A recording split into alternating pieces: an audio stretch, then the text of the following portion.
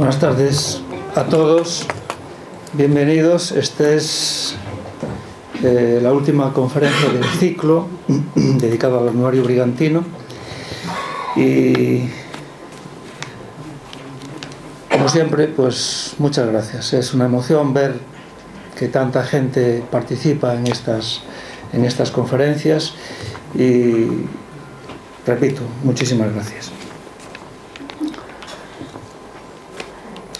El título de la conferencia que cierra este ciclo es La economía de la cultura, cómo hacer de Betanzos una ciudad cultural del siglo XXI. Y quien nos va a hablar es Juan María García Otero. Juan María García Otero es betanceiro, por si alguien aún no lo sabe.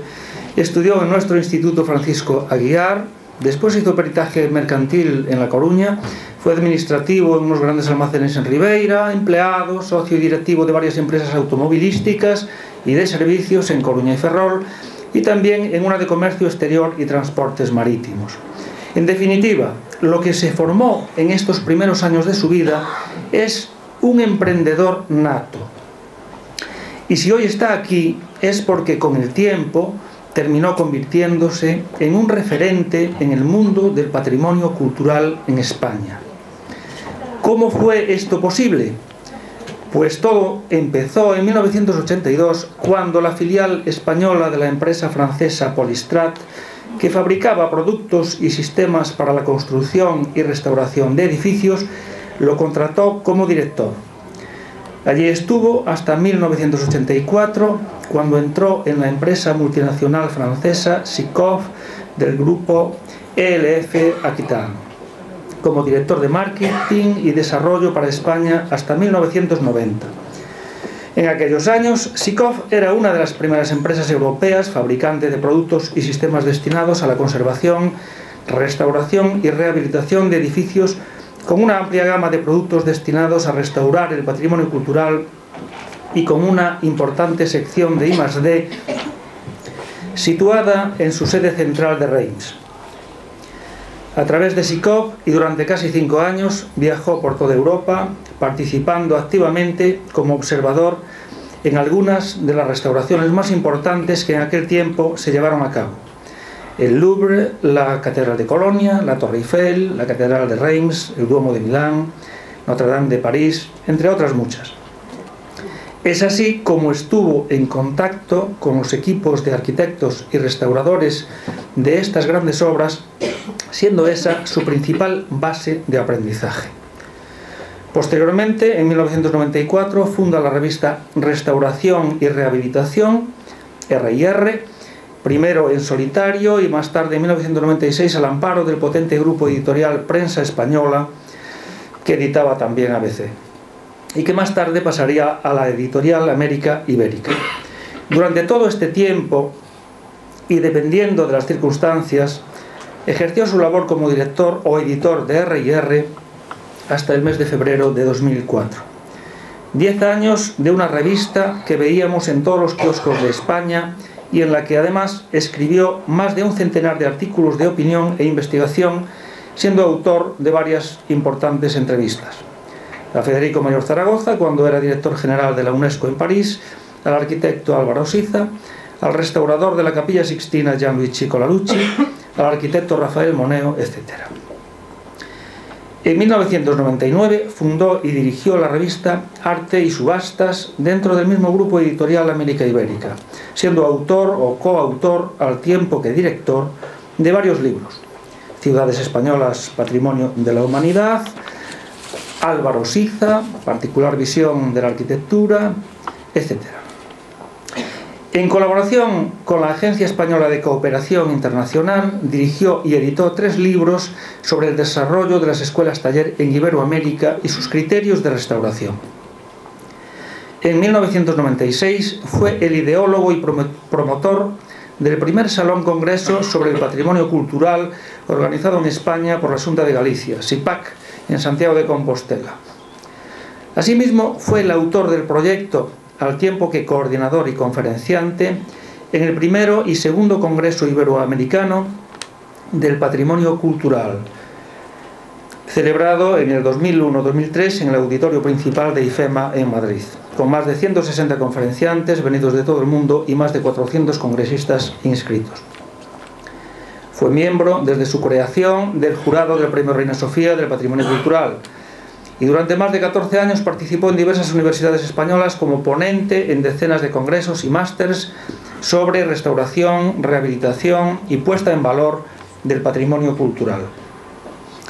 En el año 2000 creó, junto con otras personas, la Asociación de Empresas de Restauración de España, ARESPA, que hoy aglutina a las 50 empresas más importantes del sector de la restauración arquitectónica.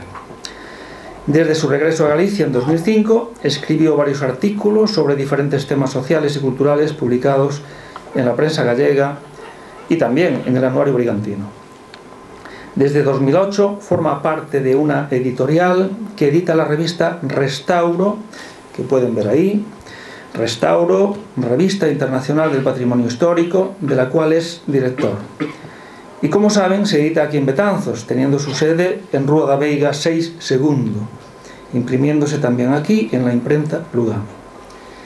Dicho esto, creo que ya podemos tener una cierta idea de quién es Juan María García Otero. Pues muchas gracias, Alfredo, gracias por tu invitación, gracias al señor alcalde y gracias a todos ustedes por haber venido hoy aquí a escuchar una opinión que puede ser más o menos acertada, pero que estará dicha y contada con todo el alma.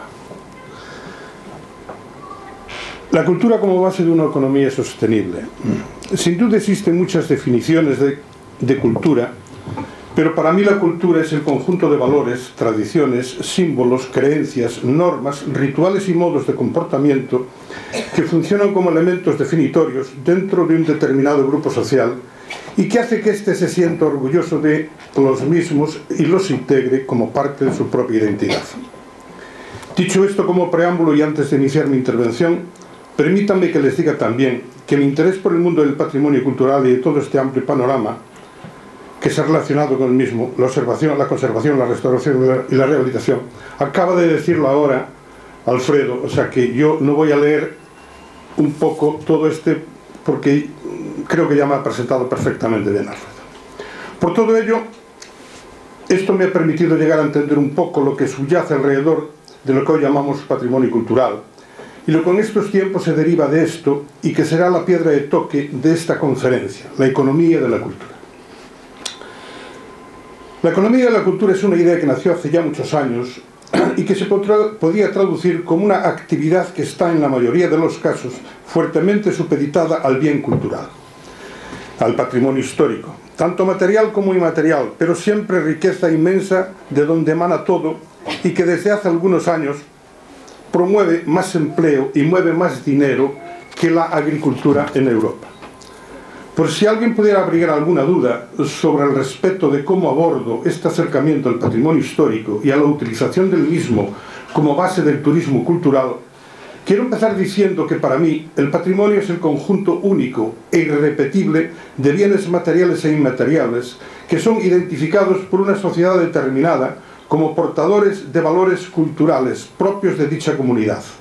Unos son bienes tangibles y otros lo son intangibles, y todos ellos tienen un alto contenido simbólico, lo que les hace únicos e irrepetibles, y por lo tanto merecedores de una especial protección en todo lo que signifique su conocimiento, su conservación y también su transmisión a las futuras generaciones. Y como no podía ser de otra manera, el uso que de ellos se pueda derivar para su disfrute. Y para concluir con estos conceptos, que aunque básicos, no por ello hay que callarlos, permítanme recordarles que el patrimonio inmaterial, no por intangible, resulta inerte, todo lo contrario. Tal vez sea lo más vivo, lo más dinámico y estimulante de nuestro legado cultural. Veamos entonces. El objetivo que me he planteado con este pequeño trabajo es reflexionar sobre la relación que existe entre los bienes culturales o de patrimonio y el turismo cultural. Hasta hace muy poco tiempo, para muchos académicos e historiadores, hablar de turismo y de patrimonio era mentar el agua y el aceite, algo que no se podía mezclar. Si me lo permiten, y antes de que nos adentremos más en esto, debemos tener en cuenta que según y cómo abordemos este tema, bien pudiera ser un importante fenómeno enriquecedor que aporte beneficios a la sociedad en general y al patrimonio cultural en particular, o que por el contrario sea un desastre que llegue a ocasionar la destrucción del mismo. Añadir que la actual situación coyuntural en la que estamos inmersos, quizás una nueva era económica donde el dinero público, al menos por un largo periodo de tiempo, dejará de fluir, cuando no desaparecer, inevitablemente en favor de otras partidas sociales que demandan una mayor urgencia social. Mientras una nueva ley de mecenazgo más generosa debería, a no tardar mucho, de aparecer para paliar la falta de dinero público. En este sentido puede equivocarme, pero pienso que difícilmente volveremos a tener un Estado tan social como el que tuvimos. Al menos creo que yo no lo veré. Porque entre otras cosas igual resulta que no éramos tan ricos como se nos hacía creer o como nosotros pensábamos. Por todo ello tendremos que plantearnos nuevos usos sociales, nuevas formas y nuevos hábitos de búsqueda de dinero en el ámbito de estos bienes culturales, para que este hecho en sí les permita pervivir decentemente. Y en ese punto, a mí no se me ocurre otro camino más adecuado que, partiendo de la explotación racional de los mismos, dedicarlos como base de partida del turismo cultural de calidad. En Román Paladino, tenemos que poner a nuestro patrimonio cultural a trabajar. Tenemos que copiar lo que otros países están haciendo y otras empresas vienen haciendo desde todo el mundo desde hace muchos años. El fundraising, la búsqueda constante de patrocinadores, de recursos y de nuevas ideas y sinergias.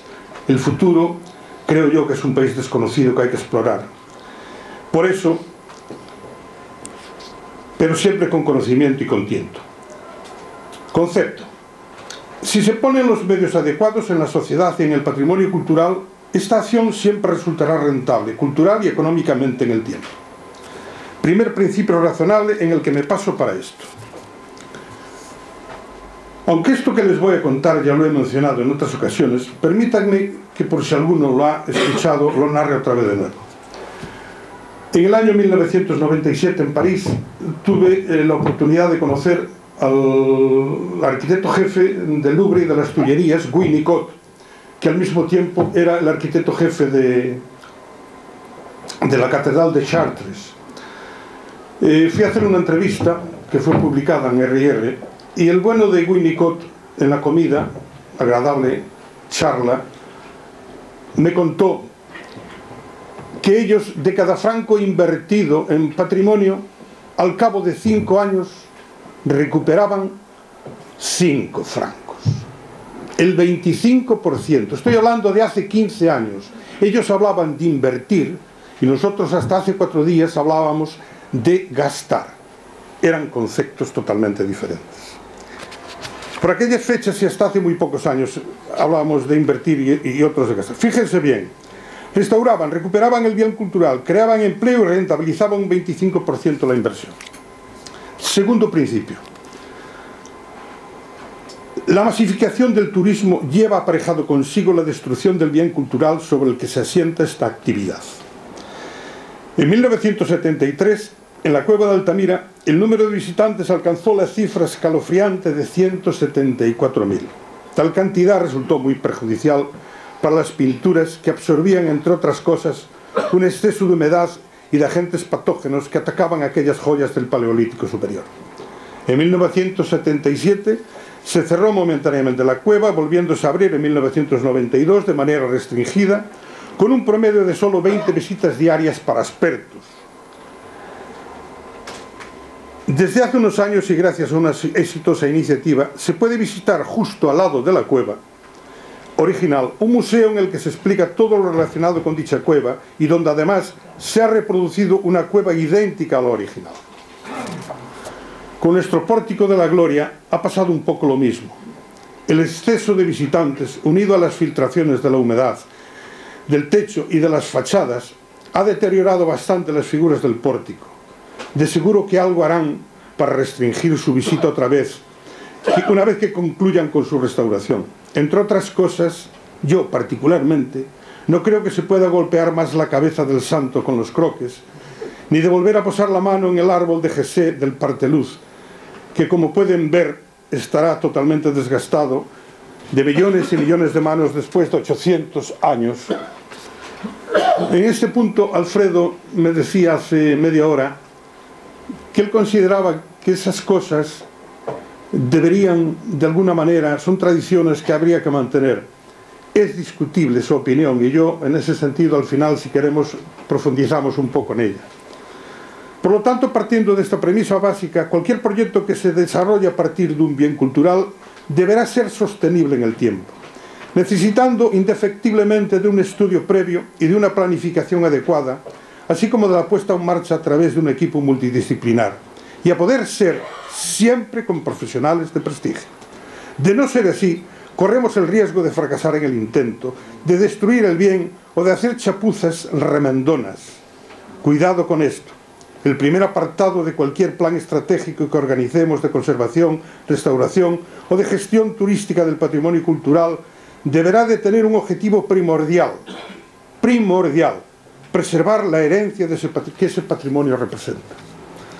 A partir de ese punto podremos interrelacionar el bien cultural con un nuevo contexto social y económico más amplio, pero solo entonces.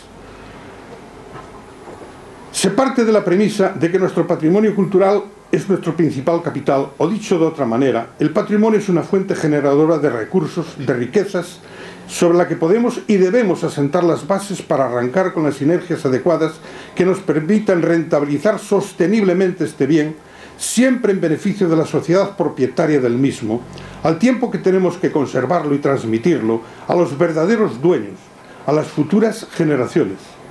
Recuérdenlo bien, nosotros hoy solo somos los usufructuarios de ese patrimonio, no somos los propietarios, no nos pertenece, pertenece al futuro. Tercer principio, patrimonio versus promoción turística. La cultura, y si me permiten la frase, la alta cultura, que busca la excelencia, utilizada como recurso especializado, es una fuente inagotable de empleo y por lo tanto de riqueza. De igual forma lo son los paisajes culturales singulares, tanto naturales como construidos, que son demandados cada vez más por un turismo de calidad que huye de los estereotipos, de lo zafio, del pastiche y de lo vulgar. Por eso es fundamental no confundir el auténtico valor histórico del patrimonio cultural con el costumbrismo mostrenco. Lo original siempre será valorado. Y ya entrando en materia, hablando de Betanzos y singulares paisajes culturales, conservados, disfrazados, arruinados, transformados, olvidados o destruidos, ¿qué quieren que les diga? En mi modesta opinión, nuestra querida ciudad es la estampa típica de un pueblo, digamos que con un cierto raigambre ajado. Un pueblo con un casco histórico formidable en el que la incuria del tiempo y sus gentes, junto a la irresponsabilidad notoria y la arbitrariedad manifiesta como testigo, unido todo ello al desdén de los responsables públicos, y si me admiten el giro literario, acompañado en esa danza macabra de la mano de las tinieblas de la ignorancia, cuando no de la indignidad, se ha ido cebando inmisericordiamente nuestro patrimonio cultural, al menos en los últimos 40 años, hasta dejarlo lamentablemente desgarrado, cuando no laceralmente amputado, y en algunos casos yermo. Añado además que aparte de las demoliciones completas y de las destrucciones físicas parciales o totales de una serie de edificios singulares, cosa esta ya de por sí gravísima, la ciega piqueta de la incuria ha ido dañando también poco a poco algo muy valioso, algo intangible, pero no por ello menos importante: la memoria y los sentimientos de todo un pueblo, la autenticidad, o como decía el otro día mi buen amigo José Manuel, memoria, paisaje, identidad.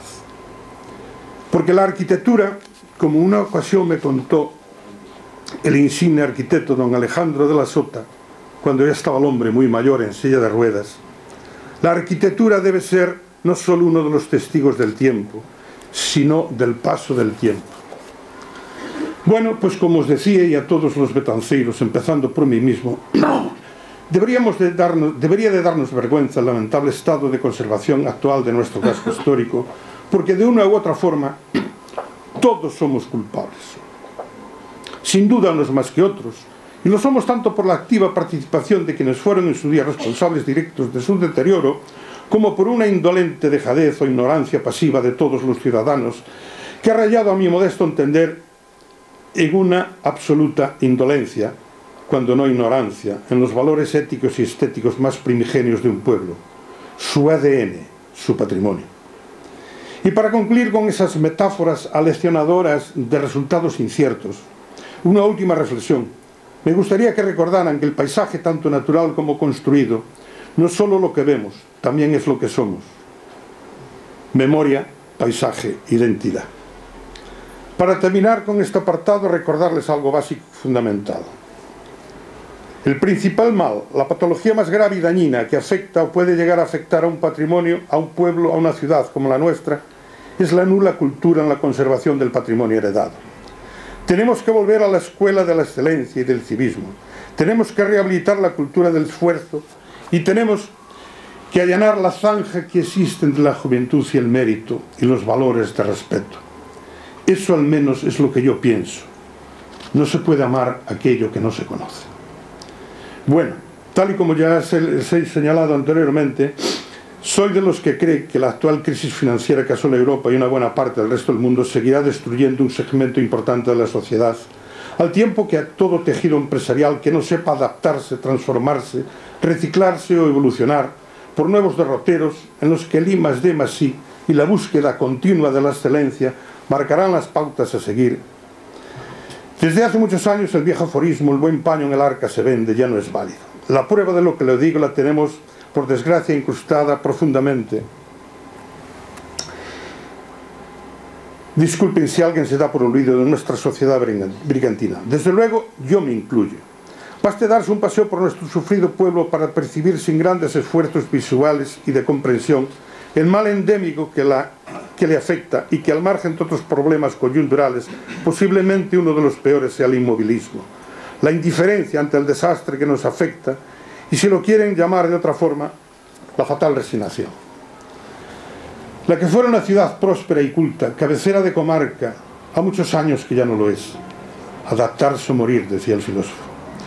Pero como en el panorama español existen algunos focos de luz y de esperanza que brillan iluminando el camino y que son capaces de pervivir en las actuales circunstancias, mucho mejor que nosotros, porque entre otras cosas han sabido adaptarse, evolucionando y poniendo los medios adecuados, y han prosperado en el tiempo, mientras que nosotros nos íbamos achicando y degradando, creo que sería bueno analizar el por qué esos pueblos modélicos, que partiendo de puestos de salida menores, con menores ventajas que nosotros, nos han sobrepasado en el camino al futuro.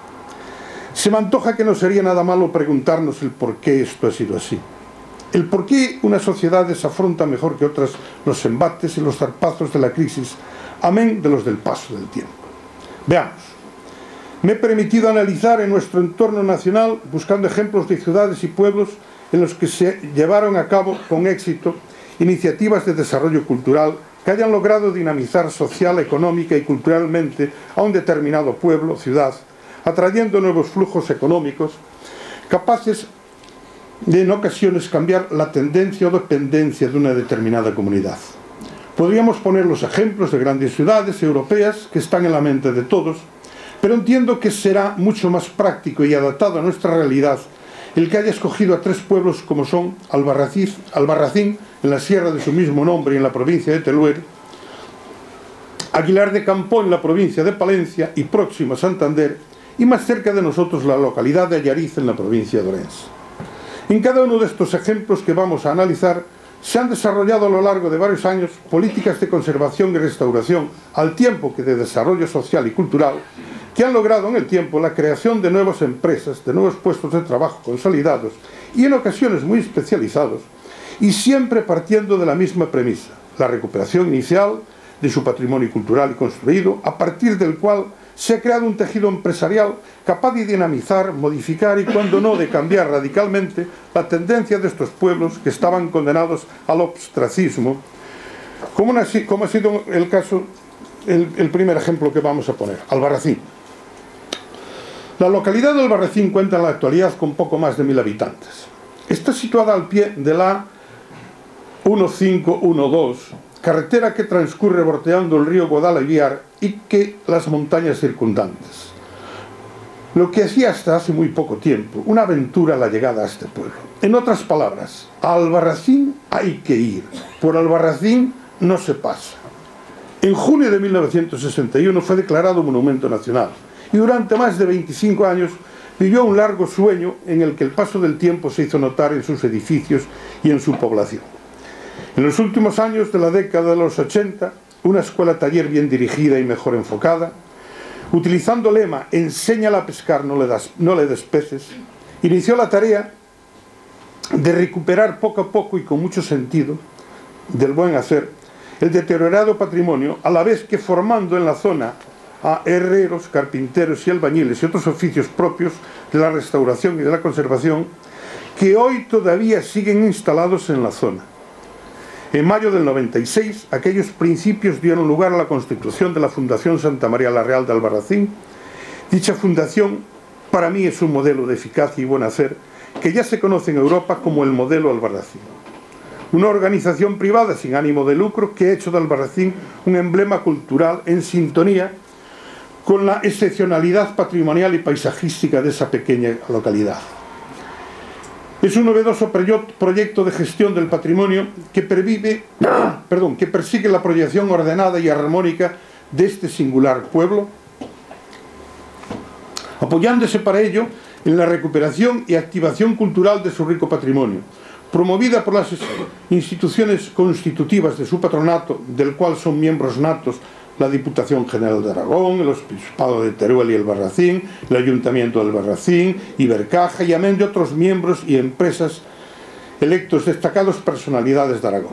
La fundación se localiza en el antiguo Palacio Episcopal de la ciudad, cedido por la Iglesia por 30 años, al igual que otras dependencias desacralizadas y hoy utilizadas como auditorio y sala de conciertos.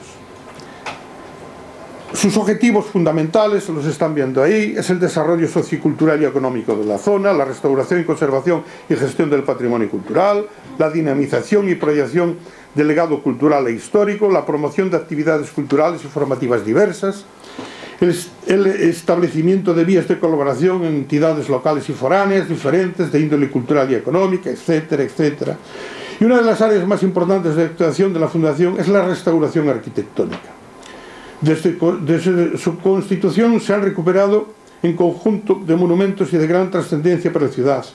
La mayor parte de ellos también de responsabilidad fundacional en su gestión posterior. Nos referimos a las residencias de Santa María, Pintores y Julianeta, a los museos y monumentos integrantes del denominado Albarracín, Espacios y Tesoros, al Auditorio Iglesia de Santa María y al mismo Palacio de Reuniones de la Fundación. Este proyecto cultural ha conseguido la activación permanente de la ciudad con la aplicación de un importante programa cultural vertebrado en acciones diferentes agrupadas en cursos, seminarios, exposiciones, conciertos, etc. 10 meses al año, repito, 10 meses al año, durante cada año, desde hace muchos, Albarracín se convierte en una ciudad cultural con miles y miles de alumnos que viven durante unas horas, varios días o semanas un ambiente cultural de primer nivel. Desde hace algún tiempo se viene desarrollando además un importante programa de creación artística para profesionales de la pintura en una primera etapa y también un demandado ciclo de formación complementaria para restauradores de bienes muebles. Este programa dinamiza anualmente la ciudad, convirtiéndola en un referente cultural con miles de visitantes, conferenciantes y alumnos. En la actualidad, Albarracín, imagínenselo, una población de 1000 habitantes. Es una ciudad donde se imparten cursos especializados, muy especializados, reuniones corporativas, seminarios, presentaciones de todo tipo y condición, convenciones, congresos, tanto propios como inducidos. Las infraestructuras y servicios que presta la Fundación facilitan el desarrollo de cualquier evento colectivo, apoyándose además en los numerosos hotelitos y restaurantes de cuidado, interiorismo y gastronomía local. Más de 14 restaurantes y 6 hotelitos se han abierto en los últimos 18 años en Albarracín.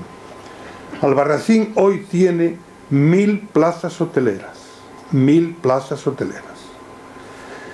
Además de todo esto, es el marco adecuado para la concentración de cualquier colectivo profesional. Médicos, jueces, periodistas de Aragón hacen anualmente convenciones en Albarracín, que buscan el atractivo del lugar y, muy especial, las cómodas instalaciones y el eficaz apoyo de la organización.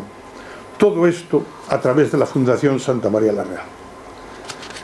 Todo lo que han hecho a lo largo lo ven ahí. Para que se hagan dado una idea, este es el número de alumnos que durante un año han pasado, desde el año 96 hasta el año 2011. El último año fueron 5.866 alumnos. Hoy en día la Fundación da trabajo a 24 personas y factura una cifra superior a 1.300.000 euros, habiendo alcanzado cotas de 1.600.000, 1.800.000 de facturación con 44 empleados. Conclusión final. Para mí es el paradigma ejemplar de cómo una pequeña fundación cultural independiente y sin ánimo de lucro, dirigida por un gran profesional, ha desarrollado la economía de la cultura desde la óptica del buen hacer, generando empleo permanente y ha logrado cambiar la fisonomía social y económica de todo un pueblo.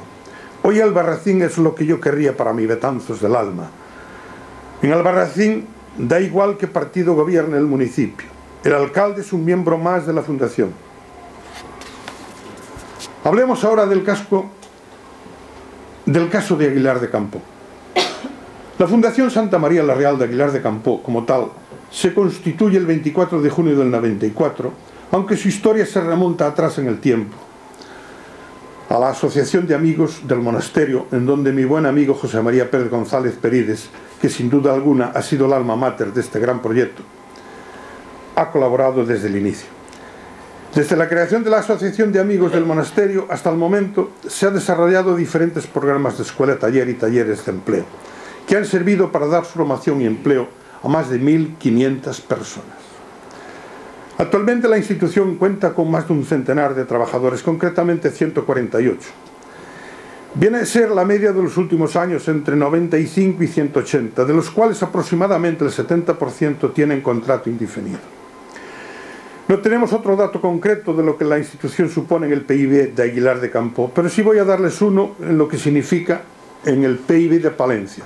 Significa más del 0,20% del PIB de Palencia. En el año 2006 facturó 6.200.000, en el 2007 8 millones, en el 2008 8, en el 2009 7,5, en el 2017 y en el 2011 5.700.000. Ha hecho cosas verdaderamente importantes. El Románico Norte ha recuperado una serie de pequeñas iglesias y capillas que eran verdaderas joyas que estaban abandonadas de la mano de Dios en pleno campo, donde ya no existían casas a su alrededor. Han recuperado todo eso, además de una manera increíblemente bien, sabiendo hacer las cosas. La Fundación Santa María la Real de Aguilar de Campoo tiene otras connotaciones diferentes y otra idea diferente a la que tiene Albarracín. Tiene idea de salir al exterior, aparte de tener una serie de industrias, entre comillas, propias, como son la